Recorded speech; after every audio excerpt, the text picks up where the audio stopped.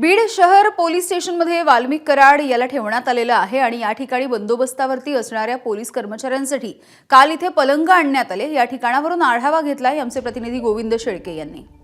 सीआयडीच्या कस्टडीत असलेले वाल्मिक कराड याच शहर पोलीस स्टेशनमध्ये ठेवण्यात आलेत आणि या ठिकाणी बंदोबस्त मागच्या 2 दिवसापासून वाढवण्यात आला आहे। इकडं सीआयडीचे कर्मचारी आहेत, त्यानंतर बीड शहर पोलीस स्टेशनचे पोलीस कर्मचारी, एकूण या पोलीस स्टेशनमध्ये मोठ्या प्रमाणात कर्मचारी येत आहेत।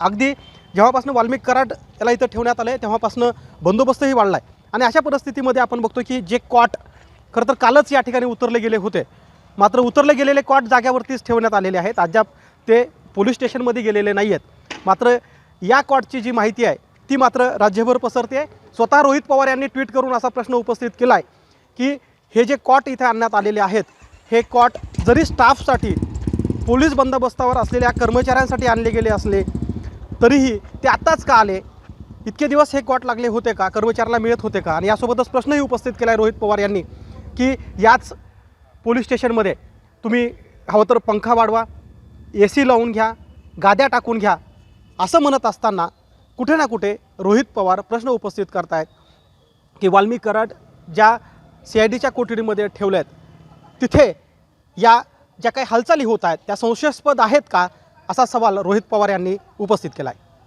कॅमेरामन प्रमोद जोशीसह गोविंद शेळके, ABP माझा, बीड। ABP माझा, उघडा डोळे बघा नीट।